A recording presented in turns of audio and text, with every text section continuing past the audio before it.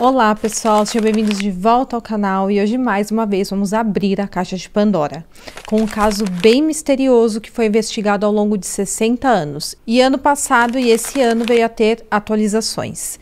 E antes de você continuar assistindo esse vídeo, como sempre, eu vou pedir para você não se esquecer de deixar um like aqui para mim, também se inscrever no meu canal. Se você quiser entrar em contato comigo, conversar comigo, me segue nas redes sociais de foto, que eu vou deixar o meu arroba aqui na tela. Me segue lá, manda uma mensagem para mim, que eu gosto muito de conversar com vocês. Então é isso, fiquem comigo até o final do vídeo e bora pro caso de hoje.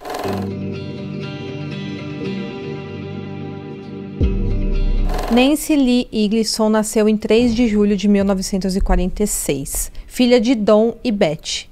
Ela era a filha primogênita e a luz da vida dos seus pais. O Don, seu pai, administrava uma pista de boliche e sua mãe trabalhava no drive-in local. A Nancy era uma menina muito querida e ela tinha muitos amigos, ela era muito sorridente, extrovertida, e uma das lembranças mais preciosas da família Igleson é o livro de piadas da Nancy, porque lá ela guardava piadas, enigmas e também histórias que a faziam rir. A família morava na cidade de Paulding, em Ohio, nos Estados Unidos, e eles eram frequentadores de uma igreja local. E isso era algo muito importante para Nancy. Paulding é uma pequena vila que fica no estado de Ohio e conta com uma população de cerca de 3.000 habitantes. Então é um lugar bem pequenininho, uma pequena vila mesmo. E na época dos fatos, a Nancy estava com 14 anos e ela tinha acabado de começar o seu primeiro ano na Paulding High School. Lá ela tinha muitos amigos e ela era membro do Clube 4H, que é uma organização que tem como missão engajar os jovens para atingirem o seu potencial máximo. E ela fazia também trabalhos voluntários na igreja onde ela frequentava. Nessa época, a Nancy estava entrando na adolescência, ela estava ali com seus 14 anos e, como qualquer outra menina, ela começou a largar boneca e também as brincadeiras de casinha para começar a querer se maquiar e também usar salto alto. Segundo a Beth, a mãe dela, a Nancy implorou durante meses para que ela comprasse um par de sapatos de salto alto para que ela pudesse se vestir como as outras meninas da idade dela já estavam se vestindo. A Nancy, mesmo sendo novinha, ela sabia que essa compra seria algo de luxo para sua família, mas ainda assim ela insistiu até sua mãe ceder. E então, no sábado, dia 12 de novembro de 1960, a Nancy e a Beth finalmente foram comprar o primeiro par de salto alto da Nancy. Um dia depois, a Nancy e sua irmã Cheryl, de 5 anos, perderam a carona de volta para casa depois de irem para a igreja. E a Nancy, nessa ocasião, disse a uma amiga que devia ser um dia de azar para ela, porque era o 13º dia do mês e ela fez essa observação meio supersticiosa. O dia 13 de novembro começou como um domingo típico para Nancy e para a família dela. Ela foi para a igreja, almoçou com a sua família e à noite, ela e sua irmã Cheryl, de 5 anos, foram ao cinema que ficava apenas alguns quarteirões de distância da sua casa. Elas assistiram a um filme e depois elas foram a um restaurante próximo para comprar um refrigerante. E às 7 horas da noite, quando já estava começando a escurecer, elas começaram a caminhar de volta para casa. E a Nancy e a Cheryl não tinham a menor ideia de que suas vidas estavam prestes a mudar drasticamente. Tudo nessa curta caminhada de volta para casa. Já tinha começado a escurecer e, na verdade, o combinado com o pai delas era que ele fosse buscar as duas depois que ele terminasse de trabalhar. Então ele iria buscá-las no cinema. Mas ao invés disso, elas decidiram voltar para casa a pé, porque elas sabiam que a mãe já estava em casa, então elas poderiam bater na porta, a mãe abriria e estaria tudo certo, não precisaria esperar o pai delas. Além disso, o cinema ficava a apenas 1,5 km de distância da casa delas, então seria uma caminhada bastante curta. E como o lugar era uma pequena vila, era tudo perto, todo mundo se conhecia, então não tinha grandes perigos. E então, enquanto caminhavam, as duas meninas perceberam que tinha alguém seguindo as duas com um carro. De repente, esse carro parou perto delas e o motorista perguntou para as duas meninas se elas queriam uma carona para casa. A Nancy disse para o motorista que elas estavam, na verdade, bem perto da casa delas, elas estavam na esquina da casa e que não precisaria. E então o motorista insistiu em conversar com elas e pediu informações. A Nancy se aproximou do carro e começou a dar as instruções ao motorista sobre o lugar que ele falou que queria ir. Nesse momento, o homem saiu do carro e agarrou a Nancy. A Cheryl, que era pequenininha, rapidamente tentou intervir na situação, ela pulou nas costas do homem, mas ele acabou a jogando para longe, só com um empurrão, deu um soco no estômago dela e forçou a Nancy a entrar no banco de trás do carro dele, que era um grande carro preto. Então ele saiu correndo com o carro. A Cheryl conseguiu fugir e ela correu para a casa de um vizinho, gritando acreditando que a Nancy havia sido sequestrada. A rua onde tudo aconteceu era um lugar bem iluminado com várias casas de família. E nesse momento, quando a Cheryl começou a bater na porta de todos os vizinhos e a gritar, o vizinho chamado John Larson, que costumava cuidar das meninas enquanto os pais delas estavam trabalhando e era uma pessoa bem próxima da família, ele saiu e foi ele quem chamou a polícia naquela noite. O pai da Nancy, o Don, também trabalhava em uma fábrica de carros e ele também trabalhava naquela pista de boliche aos finais de semana, e naquela noite ele estava trabalhando na pista de boliche. A sua mãe, a Beth, também estava trabalhando naquela noite, ela não estava em casa. Então logo a polícia foi acionada e os pais das meninas foram avisados do que tinha acontecido.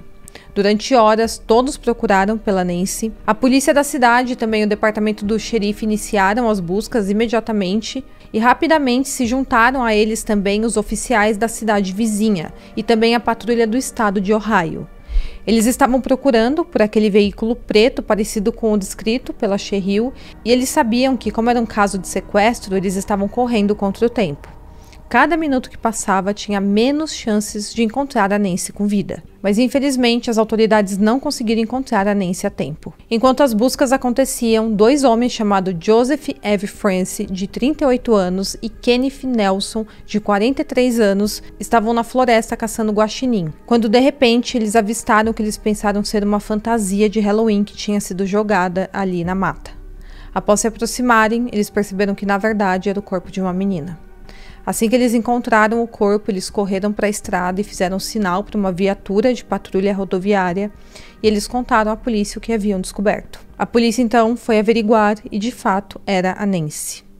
O corpo dela foi encontrado 6 horas depois que ela tinha sido levada e ela estava em uma clareira, numa região de mata, localizada a cerca de 30 metros da estrada. A autópsia feita na época revelou que a Nancy tinha sido forçada a ter relações e depois tinha levado um tiro na cabeça com calibre .22. A bala foi encontrada no local e ela estava totalmente vestida, exceto pela calcinha, que foi encontrada jogada nas proximidades. Foram encontrados também fios de cabelo castanho da Nancy em galhos próximos, o que indicava que ela havia tentado lutar antes de ter a sua vida tirada. A polícia encontrou marcas de mãos em seus pulsos e também outras evidências físicas pertencentes ao criminoso, como sêmen e marcas de unhas. A descoberta do corpo da Nancy intensificou bastante a caçada pelo criminoso, porque todos queriam capturar o quanto antes. Mas embora todos tenham procurado por horas, eles não conseguiram encontrar nenhuma pista de quem tinha feito aquilo.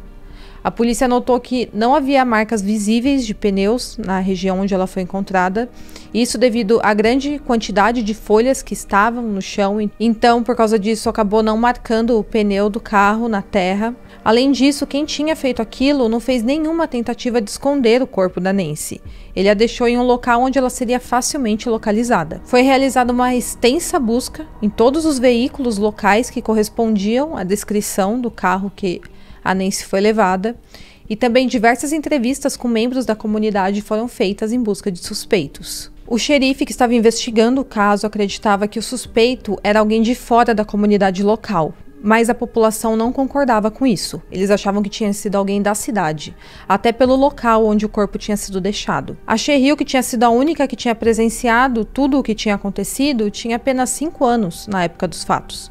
Então, a descrição que ela fez do homem que ela viu era bem limitada. E, na verdade, tudo o que eles sabiam era que se tratava de um homem que dirigia um carro preto. E isso é algo muito superficial para uma investigação. Foi feita até hipnose na Cheryl, na esperança dela poder se lembrar de detalhes do criminoso, porém tudo o que ela falou é que achava que era um homem branco, adulto, de estatura mediana, que usava roupas de igreja, com gravata, sobretudo, óculos pretos com armações grossas, e ela falou que ele usava chapéu e tinha bochechas bem rosadas. E então, apenas um dia depois, em 14 de novembro de 1960, novamente algo terrível aconteceu. Uma menina chamada Glória, de 9 anos, morava a apenas 4 quarteirões da igreja de Monte Carmelo, em Palos Hills, condado de Cook. E lá ela iria receber a Sagrada Comunhão. Ela saiu de casa às 8 horas daquela manhã e ela saiu a pé porém ela nunca chegou na igreja. 4 horas depois, o motorista de caminhão a encontrou, mas ela já estava sem vida. Ela tinha sido levada e teve sua vida tirada, e o seu corpo foi jogado em uma ravina a cerca de 30 metros da estrada, em uma reserva florestal a sudoeste de Chicago. Ela havia levado 2 disparos na cabeça, calibre .32 ou .38, não ficou determinado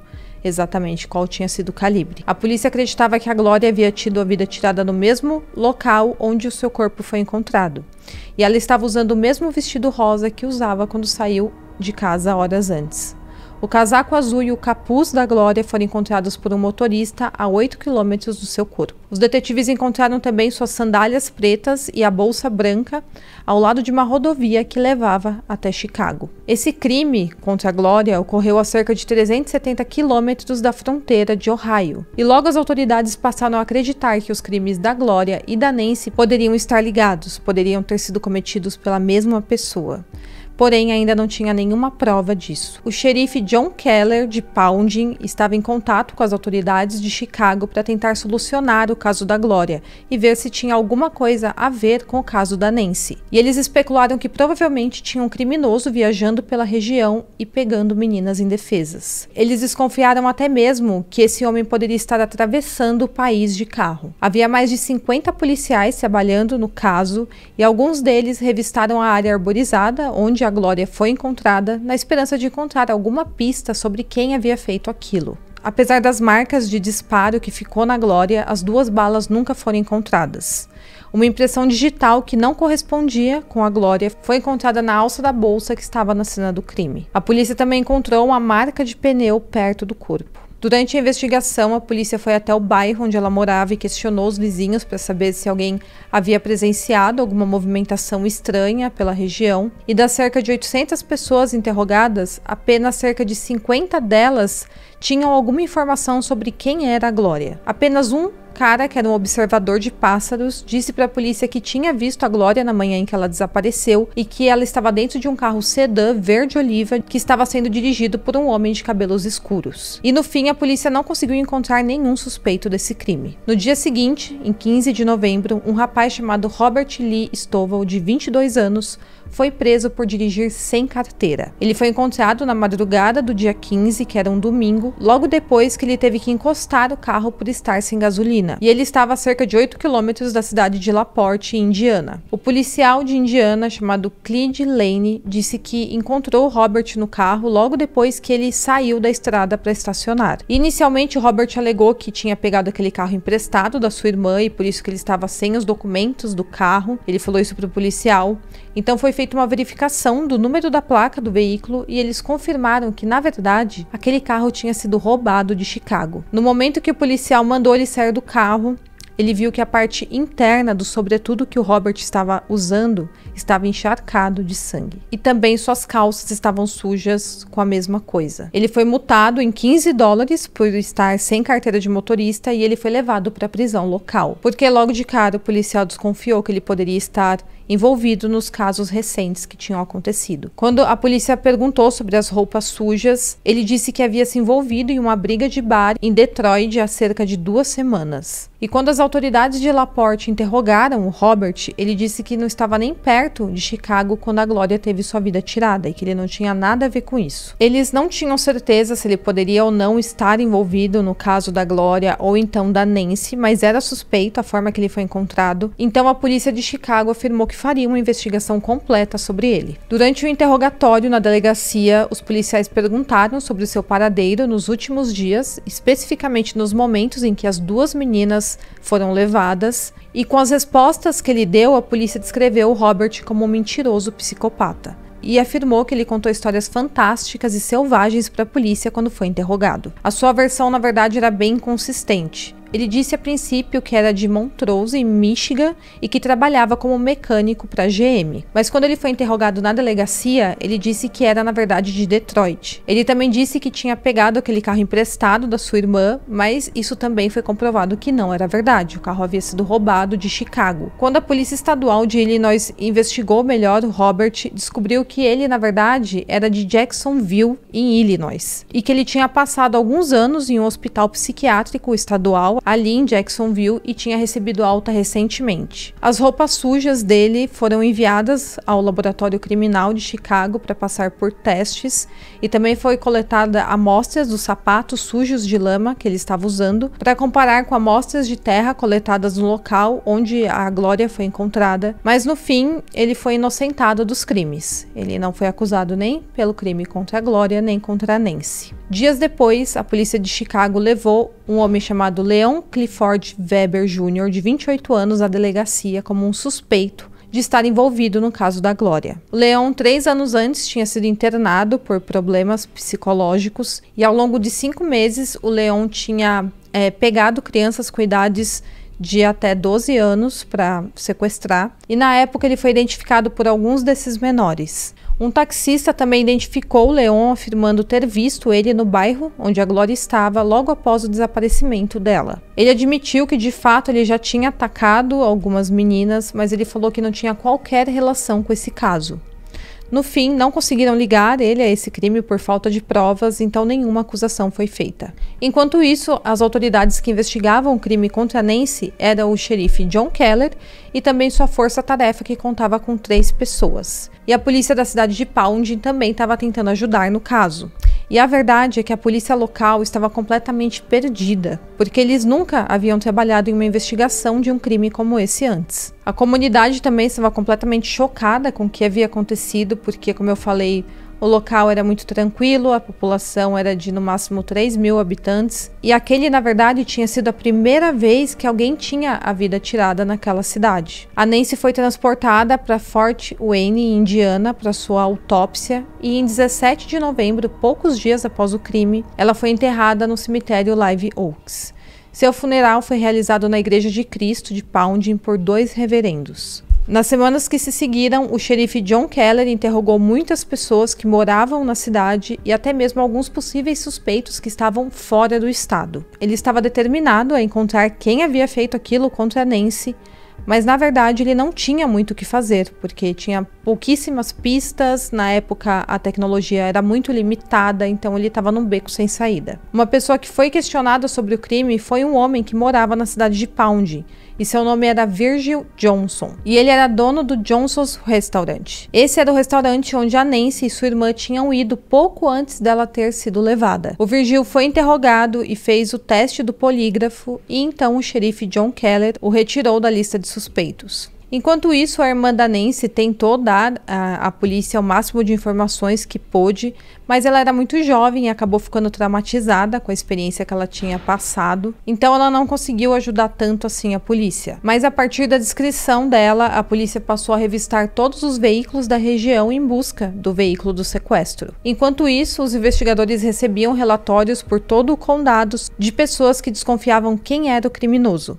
E em sua maioria eram homens que eram vistos em bares ou lojas e que se enquadravam vagamente na descrição do criminoso. E o xerife, no fim, falou que a única coisa que ele tinha certeza era que o criminoso era um homem e que ele dirigia um automóvel preto. E como eu falei, isso é algo muito superficial para uma investigação, ele não tinha como evoluir muito, sair daquilo. Alguns anos depois, a mãe da Nancy, a Beth, falou em uma entrevista sobre o impacto que o caso teve em sua família. Na época da entrevista, a Cheryl já tinha 10 anos e ainda era assombrada pelas lembranças daquela noite. A Beth também falou na entrevista sobre como eles levaram a Cheryl a vários médicos por causa do quanto o incidente afetou seu psicológico. Além disso, ela falou que a Cheryl havia mudado muito. Antes de tudo acontecer, ela era uma menina feliz e muito amorosa, mas depois que ela tinha perdido a sua irmã, ela se tornou emocionalmente retraída.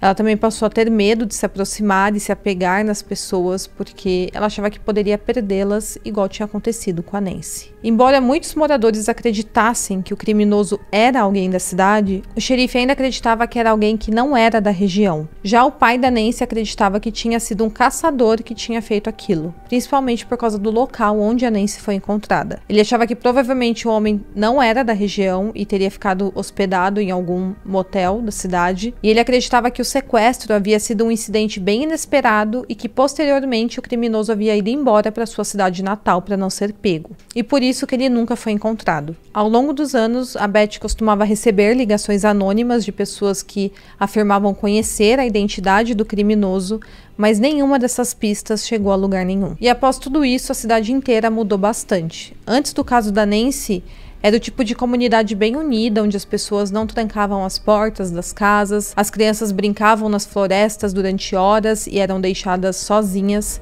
Mas após o crime, os pais começaram a proteger ainda mais os filhos, sempre mantendo eles por perto. A Nancy teve sua vida tirada há 63 anos.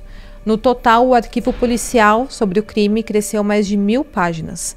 Porém, ninguém jamais foi acusado pelo crime. E o assunto ainda não foi resolvido até hoje. Mas por algum motivo, em 2022, o caso começou a ser investigado novamente. E em novembro desse mesmo ano, do ano passado, foi pedido que o corpo da Nancy fosse exumado para uma nova análise. Dias depois, uma nova autópsia foi feita no necrotério do condado de Lucas por um patologista forense. Desde o primeiro dia, de acordo com o relatório inicial da autópsia, foi registrado que a Nancy tinha um único ferimento feito com calibre .22. Acreditava-se que ela tinha levado esse disparo embaixo do queixo e acabou não resistindo. Mas nessa segunda autópsia, feita há 62 anos depois, revelou que, na verdade, a Nancy foi baleada 2 vezes e não apenas uma. Ela tinha recebido um disparo no queixo e outro no olho direito. E esse disparo no olho direito foi o que tirou a sua vida, segundo os profissionais forenses. Além disso, a bala ainda estava alojada nos restos humanos da Nancy. O patologista, junto com um consultor de antropologia forense, conseguiram determinar a trajetória dos projéteis do tiro sob o queixo e também do olho direito. Isso para determinar qual projétil tinha sido encontrado em 1960 e qual tinha sido encontrado durante essa segunda autópsia. Também foram recuperadas durante o recente exame 5 pequenas fibras da região pélvica e superior do fêmur. Porém, essas fibras não foram para análise no laboratório, talvez por já estar muito degradada, não ter sido devidamente guardada. Então, acabou sendo descartada. Um jornal dos Estados Unidos, chamado Eleven, começou a revisitar esse caso entre o ano passado e esse ano, em busca de mais detalhes do que de fato aconteceu.